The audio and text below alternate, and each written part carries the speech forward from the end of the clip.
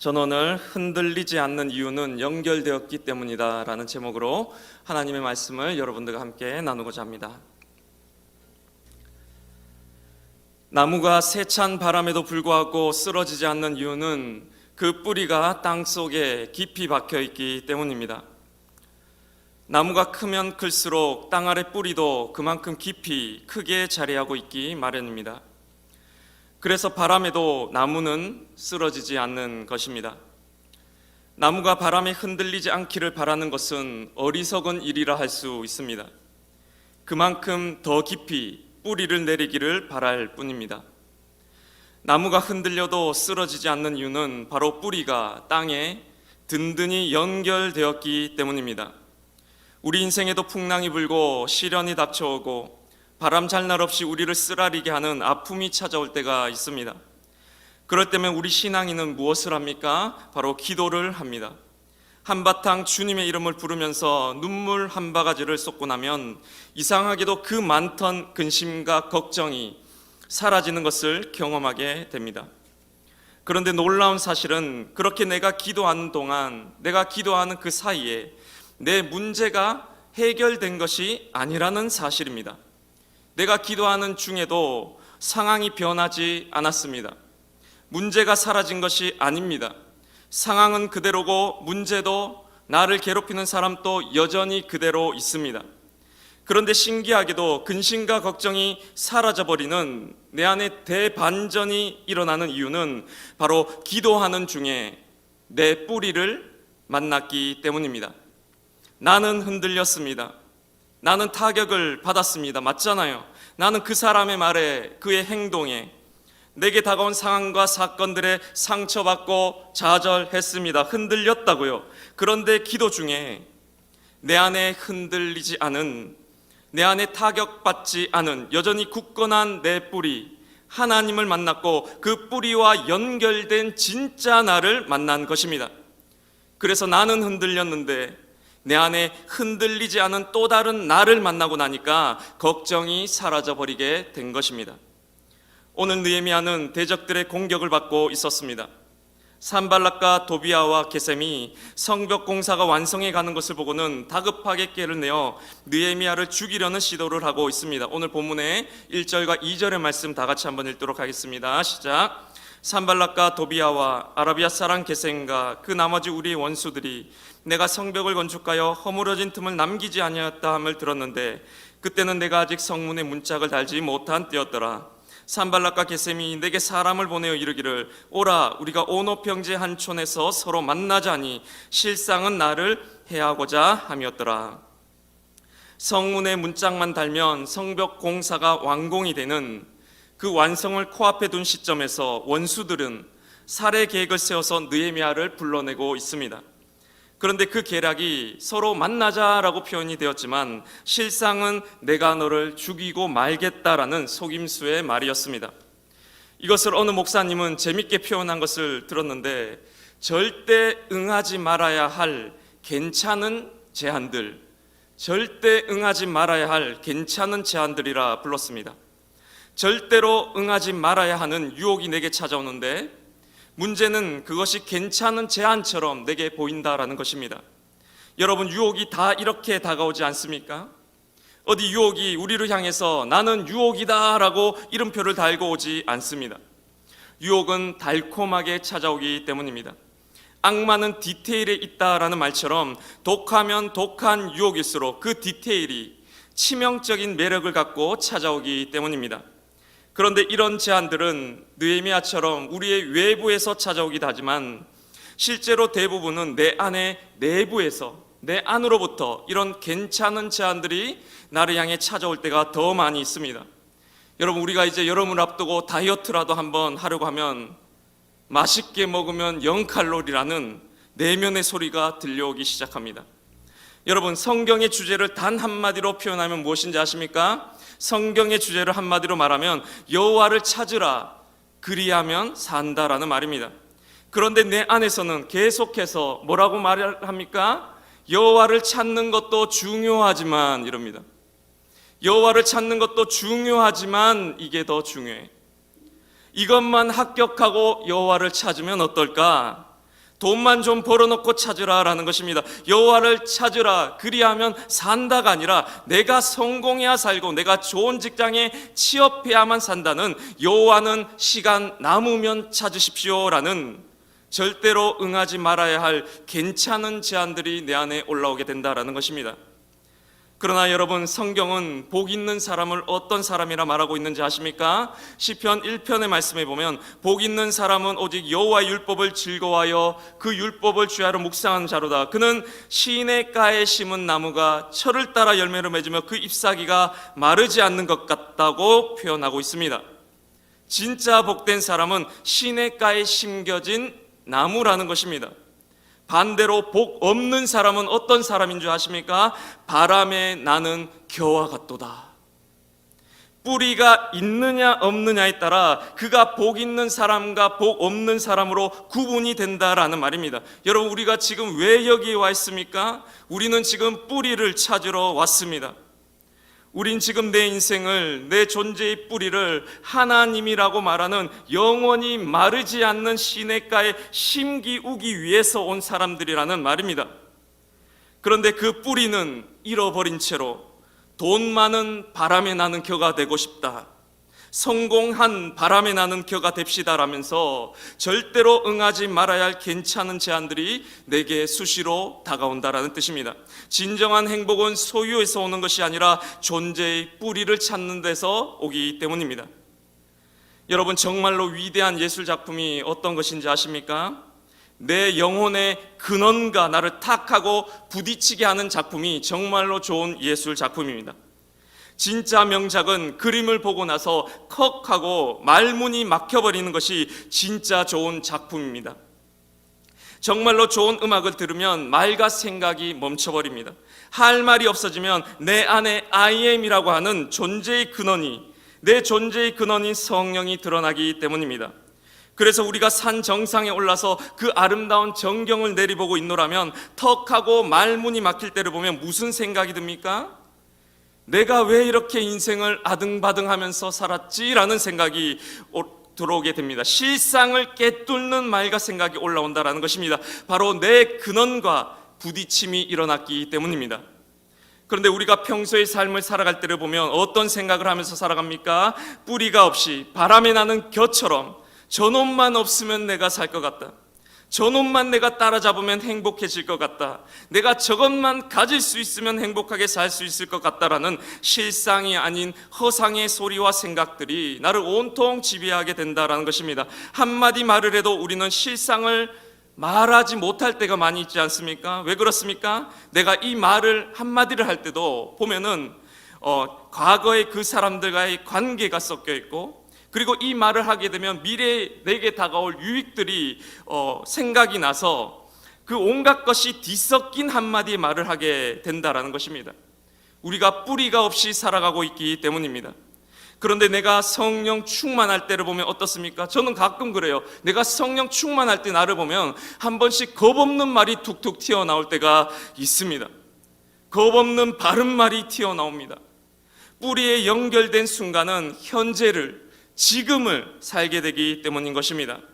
오늘 느헤미야는 온갖 괜찮은 제안에도 불구하고 흔들리지 않았습니다. 오늘 본문의 3절의 말씀 우리 한번 다 같이 한번 읽어보도록 하겠습니다. 시작. 내가 곧 그들에게 사자를 보내어 이르기를 내가 이제 큰 역사를 하니 내려가지 못하겠노라. 어찌하여 역사를 중재하고 너희에게로 내려가겠느냐 하매. 느헤미야가 흔들리지 않을 수 있었던 이유는 그에게 더 중요한 일이 있었기 때문입니다. 그들의 제안에 응하는 것보다 느헤미야에게는 더 중요하고 더 긴급하고 더 우선순위의 일이 있었기 때문입니다. 그것은 바로 하나님과의 관계였습니다. 내 안에 보이지 않는 성벽을 건축하는 일이었습니다. 그렇게 느헤미야는 하나님과 연결되어 있었기 때문에 그는 온갖 유혹에도 흔들리지 않을 수 있었던 것입니다. 그가 지금 매진하고 그가 지금 집중하고 그의 시선과 주의를 온통 차지하고 있었던 것은 나와 만나자, 좋은 것을 내가 너에게 줄게 따위가 아니었습니다. 그런 것은 그의 안중에도 없었습니다. 그는 지금 연결되어 있었습니다. 깨어 있었습니다. 하나님께 온통 집중하고 있었던 것입니다. 얼마 전에 한 청년이 저에게 이런 말을 했습니다. 자신이 기도와 말씀 묵상을 하고 하루를 시작한 날과 그렇지 못한 날의 두 날의 차이가 너무나도 많이 난다는 것을 느낀다라고 저에게 말을 한 적이 있습니다. 여러분, 우리도 사실 많이 경험을 해봐서 알지 않습니까? 어느 날은 정신없이 뭔가를 하면서 되게 많이 한 것 같은데 돌아보면 아무것도 한 것이 없는 것 같은 날이 있고, 반면에 어떤 날은 정신이 딱 집중이 되어서 바쁘지만 그 속에서 내가 하루를 통제하고 다스리는 것 같은 날을 경험할 때가 있습니다. 노예 상태가 아니었다라는 말입니다. 기도가 잘 되면 노예 상태에서 벗어나 자유인이 되기 때문입니다. 제가 지난주에 말씀을 드렸습니다. 자유라는 것은 스스로 자자의 말미암을 유자를 써서 스스로 말미암을 수 있을 때 자유라는 말을 쓴다라고 했습니다. 그러니까 우리가 평소 삶을 보면 지름신이 강림해서 손이 저절로 클릭하고 있고, 내 안에 욕망과 권력 의지가 작용해서 내가 이 평생을 죽도록 경쟁하며 내달리게 되는 것은 실상 자유인이 아니라 노예의 삶이다라는 것입니다. 내 욕망이, 내 탐욕이, 내 권력 의지가 나를 이곳저곳 이리저리 바람에 나는 겨와 같이 데리고 다니고 끌고 다니고 있기 때문입니다. 그래서 우리는 노예 상태처럼 살아간다는 것입니다. 그러면 이 욕망의 노예 같은 우리가 여기서 해방되어 자유인이 되는 유일한 길은 탐욕이 없는 자리와 연결되는 것밖에 없다라는 것입니다. 시기와 질투가 없는 자리와 연결되는 수밖에 없다는 말입니다. 그 자리가 도대체 어디입니까? 여러분에게 그런 자리가 있습니까? 인간은 모두가 다 욕망의 존재입니다. 원래 인간은 그렇게 지음받았습니다. 원래 남보다는 자기를 위하는 게 당연하게 창조된 존재입니다. 사랑 우리 힘으로 못합니다. 우리는 항상 기뻐할 수 없습니다. 범사에 감사 못합니다. 세상에 기뻐할 일 생각보다 여러분 잘 없습니다. 기도가 나을 상황보다 욕 나오는 상황이 더 많습니다. 감사할 일 그렇게 많지 않습니다. 내 힘으로는 못하는 거예요. 우리는 깨진 독과 같은 존재입니다. 이게 인간입니다. 이것이 바로 인간은 죄인이다라는 말의 속뜻입니다. 그런데 내 안에, 우리가 예수님을 믿고 나면 우리 안에 성령님이 계시다라는 것입니다. 그리고 그 뿌리를 찾으라는 말입니다. 그 성령의 자리는 탐욕과 욕망과 권력 의지가 없는 자리입니다. 그 자리는 항상 기뻐하는 자리이고, 그 자리는 쉬지 않고 기도하는 자리이고, 그 자리는 범사가 감사한 그 자리입니다. 그 성령과 연결되라는 뜻입니다. 나는 흔들렸는데 내 안에 흔들리지 않은 뿌리, 곧 내 존재의 근원 되신 성령님과 연결될 때만이 우리는 자유인으로 이 육체를 잘 경영하며 살아갈 수가 있게 되는 것입니다. 신앙생활이란 것이 이것을 실천적으로 일상생활에서 배워가고 내 몸에 터득해 나가는 과정일 뿐이다라는 것입니다. 그래서 우리가 가끔 정신 못 차리고 있는 사람들을 보고 뭐라고 합니까? 저런 근본 없는 사람 같으니 라고 말하지 않습니까? 저런 근본 없는 사람 같으니 라는 말할 때 근본이라 할 때의 그는 뿌리 근자를 사용합니다. 뿌리가 없는 사람이다 라는 뜻입니다. 뿌리가 없이 사는 사람은 늘 흔들리기 마련입니다. 남의 얼굴로 남의 표정을 지으며 온갖 허상의 말만 하면서 살아갈 수밖에 없는 것입니다. 우리는 뿌리와 연결될 때, 우리의 존재의 근원 되신 하나님과 연결될 때만이 우리 인간은 참 사람이 되고 자유인이 될 수가 있는 것입니다. 느헤미야는 그 중심이 주님께 연결되어 있었기에 그는 온갖 시련에도 흔들리지 않았는데, 그의 대적들은 그를 향해서 무려 5번이나 사람을 보내서 느헤미야를 두렵게 하려고 애를 쓰고 있습니다. 그럼에도 불구하고 느헤미야는 9절에 이렇게 말합니다. 우리 다 같이 9절의 말씀 읽겠습니다. 시작. 이는 그들이 다 우리를 두렵게 하고자 하여 말하기를 그들의 손이 피곤하여 역사를 중지하고 이루지 못하리라 함이라. 이제 내 손을 힘있게 하옵소서 하였노라. 아멘. 상대가 나를 피곤하게 하면 피곤해져야 되는 것이 당연한 이치입니다. 상대가 나를 욕하면 짜증이 나는 것이 당연한 이치입니다. 상대가 내 앞에서 잘난 척을 하면서 좋은 것들을 흔들어대면 부러워지는 것이 당연한 이치입니다. 그런데 대적들이 내 손을 피곤케 했는데, 느헤미야의 손은 피곤해지는 게 아니라 반대로 이제 내 손을 힘있게 하옵소서라고 말하고 있다라는 것입니다. 이게 바로 신앙인의 특권입니다. 내 앞에서 온갖 것들을 자랑하며 흔들어대는데 부러워지지 않는 능력, 이게 바로 신앙인의 특권이다라는 말입니다. 저는 지난 한 주만 돌아보아도 온갖 감정이 저를 두렵게 하고 피곤하게 하는 것을 경험하며 살았습니다. 감정이 상할 만해서 상했던 것이었습니다. 그런데 그때 제가 눈을 감고 잠시 하나님께 기도를 드렸습니다. 내 안에 흔들리지 않는 성령님과 연결이 되었습니다. 그리고 지금의 이 상황을 다시 보니까 내가 지금 화를 내고 있네라고 한 걸음 떨어져서 바라보는 자로, 영의 나로 보이기 시작하는 것이었습니다. 그리고는 그 일이 별것 아닌 것처럼 느껴지기 시작했습니다. 여러분, 이건 놀라운 일입니다. 그렇게 죽고 싶었던 그 일이 이후에 기도하고 나니까 그 일이 별것 아닌 것처럼 느껴졌습니다. 그렇게 중요해 보이던 나를 온통 지배하던 무력감과 나쁜 감정들이 한 걸음 떨어져서 흔들리는 나의 입장에서 바라보는 것이 아니라 흔들리지 않는 영의 입장에서 보고 판단할 수 있게 된 것입니다. 지난번 주나체 간증 때도 한 형제가 이렇게 말했지 않습니까? 기도하면서 깊은 바다와 자신이 연결될 때면 온갖 불필요한 감정과 생각들이 부표처럼 물 위로 떠오른다라는 것을 느낀다라고 말했습니다. 그런데 그래서 우리가 이 없으면 죽을 것 같던 이 세상 욕망과 권력 의지들이 내가 바다와 연결되어 있을 때는 부표처럼 가볍게 떠오르게 된다는 말입니다. 그래서 우리가 흔들리지 않을 수가 있다는 것입니다. 저는 여러분들에게 세상 일은 내팽개치고 교회만 열심히 다니라고 말하고 싶은 생각이 정말로 없는 사람입니다. 여러분, 제 마음 아시겠습니까? 저는 여러분들이 세상 일 별로 안 하고 교회 일만 열심히 하기를 바라는 사람이 아닙니다. 그런데 하나님을 바라보고 하나님과의 관계에 집중하는 것이 내 일상생활에 냄비와 국자보다도 더 실질적인 도움이 된다라고 말하고 싶습니다. 정말입니다. 그런 의미에서 여러분의 시간표에 하나님과의 교제의 시간이 없다면, 하나님과의 기도의 시간이 없다면, 내일 당장의 우리의 시간표에 하나님과의 말씀을 묵상하는 그 시간이 없다면 그 모든 시간표와 계획을 전면 수정하라고 말씀드리고 싶습니다. 그래서 하나님을 잘 믿으면 일상을 잘 살아가게 되는 것입니다. 일상을 잘 살아가기 위해서 기도하라는 것입니다. 일상을 잘 살아가기 위해 그래서 새벽 기도 나오고, 일상을 잘 살아가기 위해 그래서 금요 예배도 나와서 기도하라고 도전을 드린 것이었습니다. 기도해야 멋지게 사니까요. 기도해야 자유인으로 나답게 살 수 있으니까요. 그런데 여러분, 제가 한 달 전에 이런 도전을 여러분들께 드렸습니다. 금요 찬양 올드하다고 안 나오냐? 그 올드한 찬양 바꿀 수 있는 방법이 있다. 청년들이 대거 금요 예배 참여하면 제가 찬양 인도할 때 웨이메이커 한다고 말했습니다. 그런데 한 달이 지났는데 지금 새벽 기도 나오는 청년이 있을까요, 없을까요?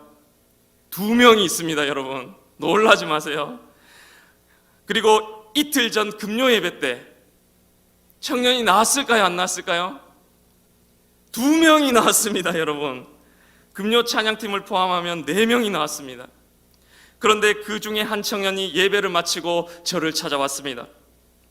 지금 말하지 않으면 내가 주님이 주신 이 마음을 실천하지 못할 것 같다라면서 저를 찾아왔는데, 우리 청년 공동체를 위해서 하나님이 나라에게 뭐라도 하게끔 하는 그 마음을 주셨다라고 말을 했습니다. 그러면서 자신이 가진 돈 100만 원을 우리 청년부에 투자를 하겠다고 했는데, 어디에 투자한다고 했냐면 금요 예배 나오는 청년들과 식사 비용으로 100만 원을 투자하겠다 했습니다. 한 주에 10만 원씩 10번을 투자하겠다 했습니다. 그래서 금요 예배에 나오는 청년이 2명이 나오면 5만 원짜리 먹으러 가고, 3명이 나오면 3만 원짜리 먹으러 가고, 10명이 나오면 1만 원짜리 먹으러 가겠다. 그렇게 10주를 자신이 해보고 싶다라고 말을 했습니다. 여러분, 제가 이 이야기를 들으면서 앉아서 그 서연 자매의 얼굴을 많이 쳐다봤습니다. 서연 자매입니다. 속으로 제가 생각했어요. 도대체 이런 생각이 어디서부터 올라오는 걸까? 도대체 이런 마음이 100만 원이면 아이패드 사고 싶지 않나요, 여러분? 도대체 이 마음이 어디로부터 올라오는 걸까? 서연자매 안에 있는 사랑의 우물, 용기의 우물, 타오르나 소진되지 않는 그 근원, 그 뿌리와 연결된 것이구나라는 것을 생각했습니다. 여러분, 우리 청년부 보통 아니지 않습니까? 여러분, 우리 청년부에 대해서 자부심을 가지시기를 바랍니다. 오늘 특순이며 간증이며 여러분 누가 이거 시켜서 하는 것 아닙니다. 자유롭게 나와서 이렇게 하는 것입니다. 그리고 우리 베델 찬양팀 여러분 미쳤지 않습니까? 얼마나 이렇게 뜨겁게 헌신하고 있습니까? 이제는 금요 예배 챌린지까지 자발적으로 하고 있습니다. 여러분들 대충 믿을 것 같으면 저기 동안교회 가세요. 여러분, 농담이고 여러분, 이번 주부터 금요 예배 나오실 분은 서현 자매에게 미리 연락하시기 바랍니다. 애슐리 갔다 오세요. 제가 지난주에 한 가지 느낀 것이 있었는데, 저에게 2명의 아들이 있습니다.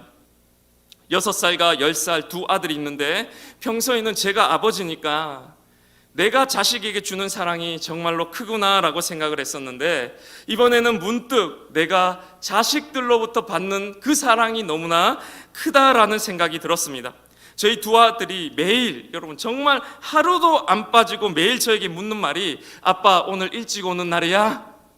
하루도 안 빠지고 저에게 묻습니다. 아빠 오늘 일찍 오는 날이야? 제가 수요일 금요일은 늦게 오다 보니까 또 일찍 와도 7시 돼서 오면은 2시간 놀다 자는 건데, 그 2시간을 놀고 싶어서 아빠 오늘 일찍 오는 날이야를 맨날 그렇게 묻는 것이었습니다. 그리고 제가 그 주에 성경 말씀을 읽는데, 그날따라 말씀 한 장 안에 수많은 등장인물이 등장해 있었습니다. 바리새인 등장해 있고, 예수님의 제자들 나왔고, 어린아이가 나오고, 그리고 맹인 거지가 등장했습니다. 그런데 예수님께서 그 중에 누구를 보고 크다고 하시는지를 봤더니 어린아이를 보고 크다라고 말씀하시고, 또 겉옷을 던지고 예수께 달려온 그 거지를 보고 크다라고 말씀하시더라고요. 저는 주님 없으면 못 삽니다. 내 힘으로는 하루도 못 삽니다. 내 힘으로는 오늘 또 흔들릴 수밖에 없습니다 라고 소리치면서 겉옷과 전 재산을 버리고 주님께 달려나온 맹인 거지와, 아빠 오늘 일찍 오는 날이야? 하나님 오늘 일찍 오는 날이에요? 라고 마치 주님 오기만을 바라보고 있는 어린아이를 우리 하나님은 더욱더 큰 자라고 생각하고 있는 것이었습니다. 그 자매가 마지막에 이런 말을 덧붙였습니다. 도박을 제가 만일 하게 된다면 하나님께 한번 걸어보고 싶다. 도박을 한번 하게 된다면 하나님께 걸어보고 싶다 했습니다. 여러분, 주님을 구하시기를 바랍니다. 하나님과 연결되시기를 바랍니다. 연결되어야 흔들리지 않습니다. 주님의 손을 붙잡고 내 안에 타오르나 소진되지 않는 그 떨기나무 불꽃 아래에 신을 벗고 서시기를 바랍니다. 그래서 숱한 비바람에도 흔들리지 않는 시냇가에 심은 나무처럼 담대하게 땅 위를 살아가시는 이문동의 모든 청년들 되시기를 간절히 바랍니다. 제가 좋아하는 말, 한 주도 힘입어 사십시오. 한 주도 힘입어 사시길 바랍니다. 기도하시겠습니다.